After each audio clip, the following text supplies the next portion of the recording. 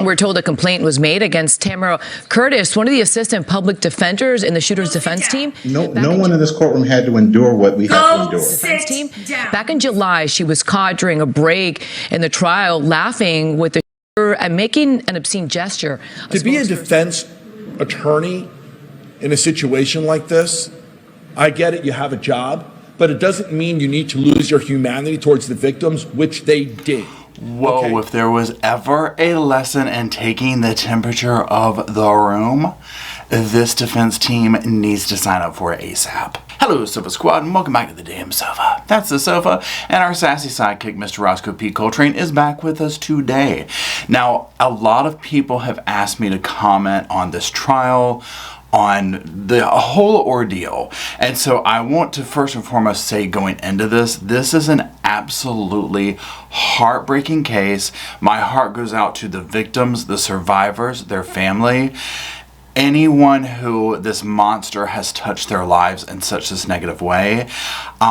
It gives me goosebumps. It's so awful. What is also more awful is to see some of the behaviors that took place in this courtroom with victims, family members, victims, survivors, all these people in there watching this go on. So what I want to focus on today is some of the behaviors by the defense team, and I also want to talk about the sentencing, because this was very, I don't even know if you want to say scandalous or not, but a lot of people were like, I can't believe the sentence that came up. But I also want to talk about what the judge did to impose things with her sentencing, which I thought was amazing. So that being said, this won't be a super long video, but we will talk about different aspects. I'll put video clips up here and then make some commentary on them. As always, I like to thank everybody who makes the Sofa Squad possible. Y'all, it wouldn't be possible without any of y'all here, and I thank you from the bottom of my heart, and Roscoe in the sofa thanks you too. So let's go ahead and jump on in with that first clip. Okay, but what you are doing right now is highlighting something and making more of a spectacle. So if your office in general does not want to facilitate or incite violence, then we need to just sit down and move on. That's it. There were 18 witnesses, 16 or 18 witnesses that testified today. There was nothing that was said until Ms. McNeil made her point made, and, you know, we're moving on. But is the court going to do anything about maybe stopping it from happening again? When these people are upset about specific things that have gone on from that table, like shooting the middle finger up at this court and laughing and joking, Ms. McNeil, be quiet.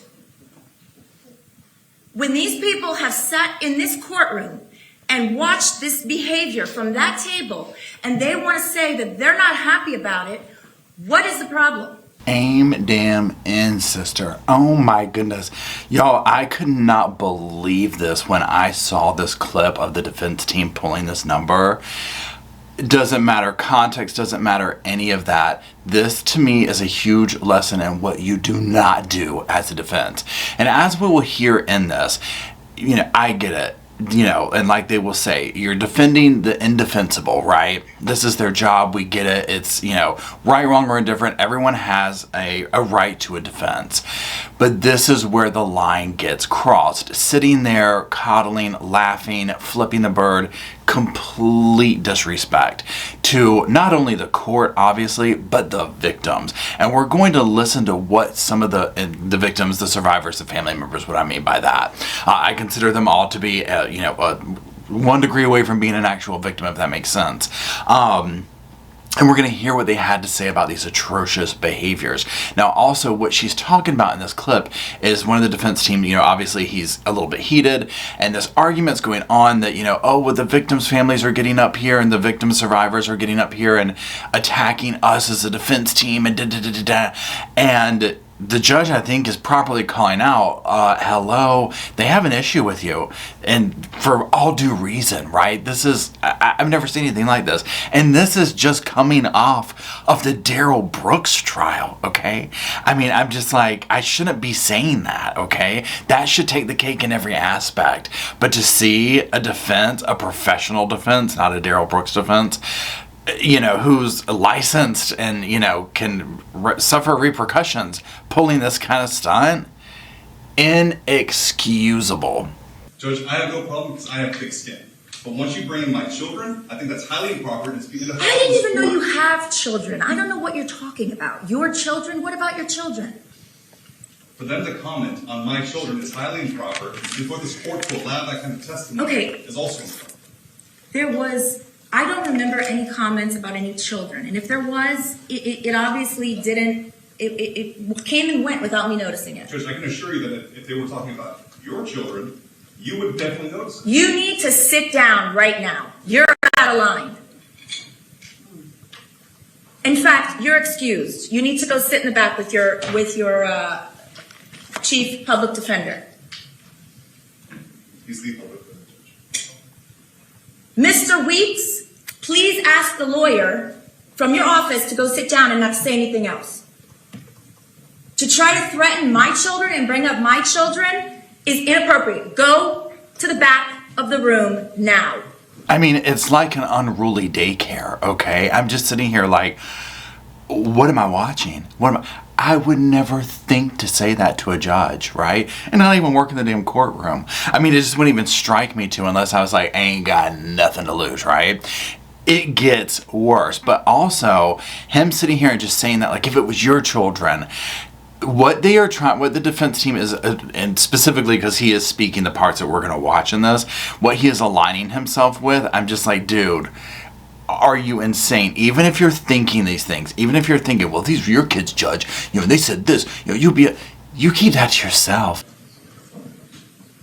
That just violated about every rule of professional responsibility that I have never. If you're going to get up here and you're going to... Judge, I asked you to go sidebar on this matter. You, sidebar or not, you don't have one of your assistant public defenders say something about my children? Judge, that same venom that the court is expressing is the same venom that defense counsel had to sit through this entire morning when their children She brought up her children multiple times during the trial. Nobody knows if I'm barren or not. They don't know about my children. Judge. Sit down. Sit down. Judge. Sit down, Mr. Weeks. Please do not summarily dismiss me. I'm summarily dismissing I'm asking you. Go the court. sit down. I'm asking the court. I asked the court to go sidebar. Go sit down. You don't threaten the Judge, court's children. everyone Your in this assistant just courtroom- did that. Go sit down. No one in this courtroom had to endure what we had to Go endure. sit down. Miss McNeil has made her children a spectacle more than once during this trial. That was her choice. You have absolutely no right to have one of your assistants come up here and suggest something about my children. Now, please go sit down. Judge. You're Judge, inappropriate and out of line.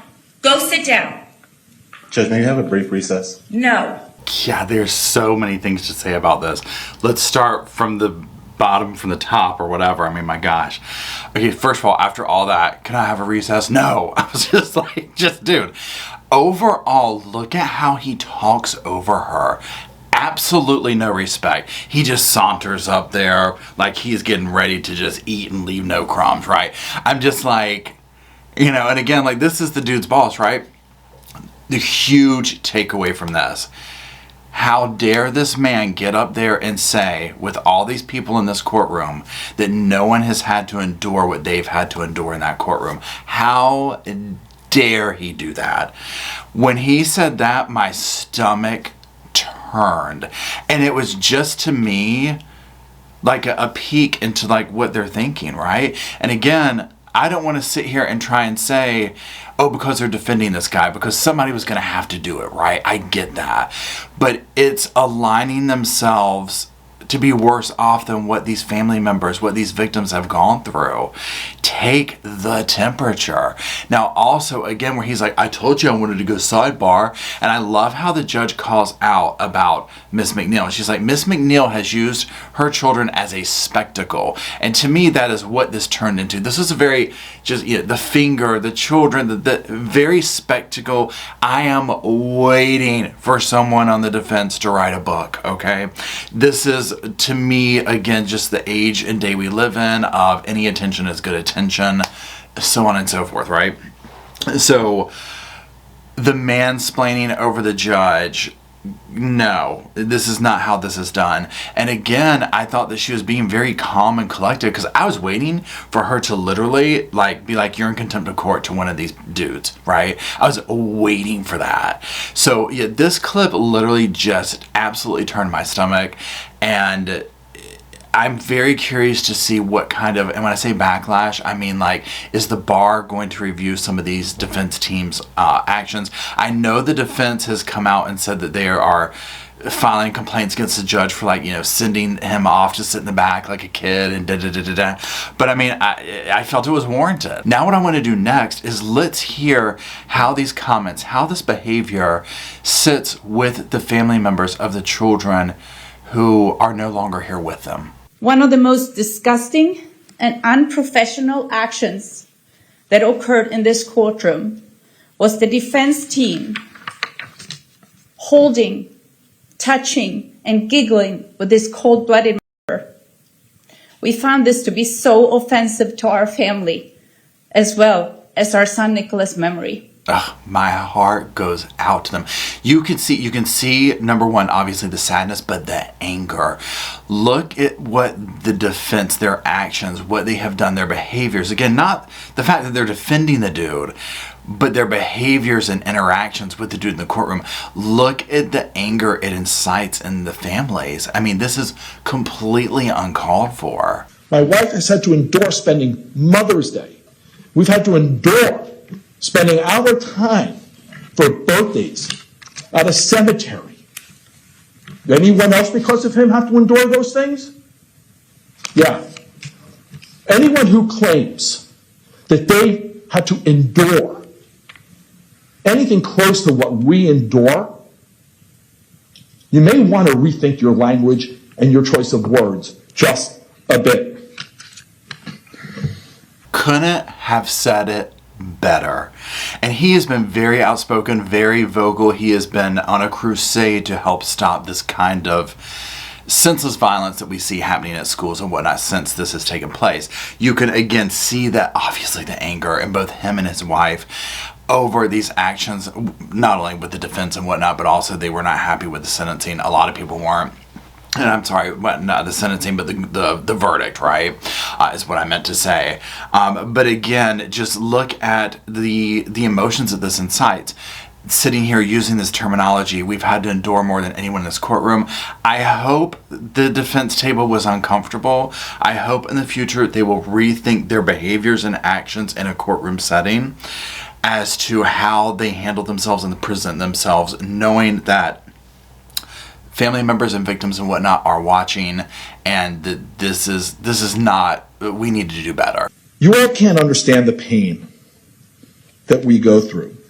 But what I will say is that statement yesterday, I actually believe it, that Public Defender Weeks believed it. I actually think you all believe it, and you've endured something worse than us, which is why you've behaved the way you have with us. Months we've been here, not a single one of you has actually ever even looked in our direction, made an effort to say, we're sorry for your loss, ever. Now, I understand you had a job to do defending the indefensible, defending a mass murderer of 17 people. I understand that was hard, and you were doing your job as you were required to do. But I'm not sure anywhere along the way there was a requirement that you give up your humanity and you give up your decency, but you did. That was a choice you made. I got your email for the middle finger stunt. I have it, okay? Laughing with him as you're doing it. And the crazy thing is, I've reread it multiple times. You actually didn't apologize to us. You apologized that you didn't know the camera was on while you were doing that you got caught. That's what we've had to endure, okay? Because we've always seen you all turning this into that. But again, you didn't get the death. You did your job. I hope you're all proud of yourselves. And I hope that they are able to sleep at nighttime knowing that their behaviors have made someone feel this way. And sadly, I personally think they won't have any issues sleeping at nighttime, right? To be sitting there in dead silence, not saying anything, and having a parent read you like this guy is doing in such an eloquent way. Again, he's reiterating, he gets it.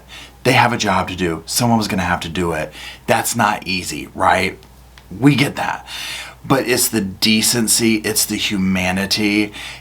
And then when he said that part about the letter that she sent, and it was basically like, we're sorry for getting called, we didn't know the cameras were on. Why would you even say that? Why would you even sit there and say anything other than, oh my God, I'm an idiot. What was I thinking? What a terrible thing I've done. I'm sorry. You know what I mean? It literally baffles me.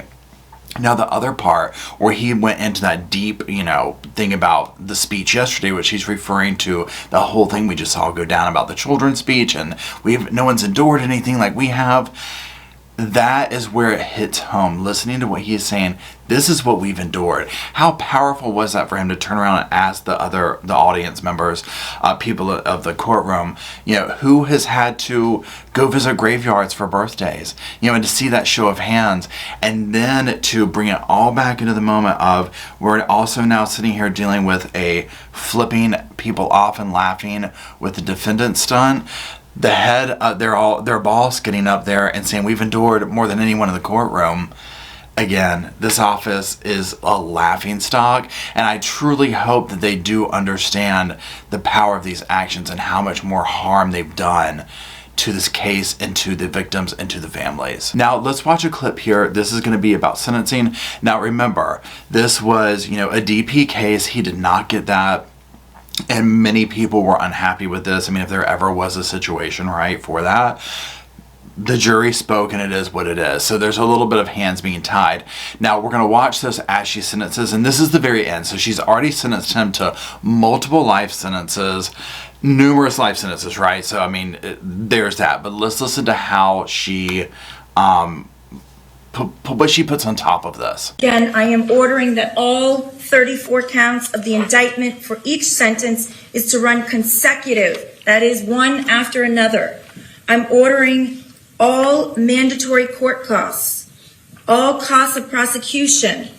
I'm ordering the costs of incarceration of the defendant by the Broward Sheriff's Office. I'm also imposing a public defender fee pursuant to Florida statute.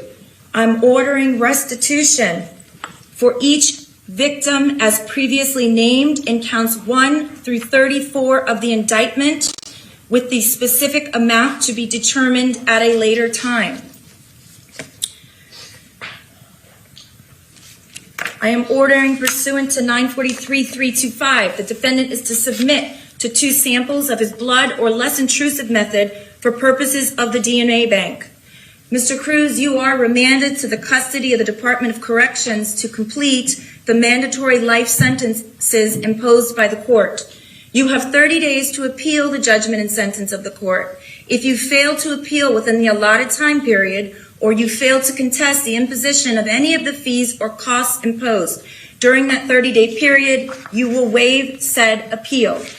I am also granting the state's motion under the Florida equivalent of the Son of Sam law, which means, Mr. Cruz, you will not be able to benefit in any way as far as monies are concerned as to the crimes that you committed. In addition, I am going to order the Department of Corrections to garnish the commissary account of Mr. Cruz until all restitution and costs of prosecution and costs of the sheriff's office are paid in full. The Department of Corrections, I don't know where you're going, but they can assign that duty to their local office, where they will charge an applicable fee and garnish your commissary until all of these amounts that I have previously ordered are paid in full, specifically the costs of the sheriff, the state, and any restitution that is ordered. That's going to be a no-go in the honey bun department. Good on her for doing that. So, as you heard, she has stacked these charges all on top of each other. regardless if it's, you know, what do you want to call it when you're doing something just for the purposes, the point of it, you know, to make a point, right? Because obviously he got so many life sentences and whatnot, but at least to me, I like seeing this done with something so heinous like this, just to make sure, you know what, this is going to show everyone this is not tolerated, right? He might not have gotten the ultimate sentence, but to me, she did the best she could with, you know, basically having her hands tied, right?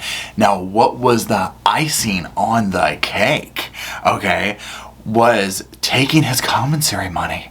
I mean, I was like, I absolutely love this, because you know, and this is a sad pill or hard pill to swallow, you know he probably has fans that send him money. Obviously he has family, people like that, they're going to put money in his account. I don't know how it works once you go to prison, if because now he can no longer have money put in his account, if he's able to even get snacks, like without, you know, getting a hustle or something like that. But the fact that she's taken away and made it that much more difficult for him to get any ounce of pleasure, I absolutely love, because clearly he's taken that possibility away for so many people, number one, and then so many people's family members and loved ones and friends and family and whatnot. So I absolutely love that the judge did this here. I think that she really held it together for this and the things that went on in this courtroom. Let me know what you think down in the comment sections, and if you want to hear what I have to say about the Darrell Brooks trial, which was another totally crazy one, be sure to click the video that's popping up now.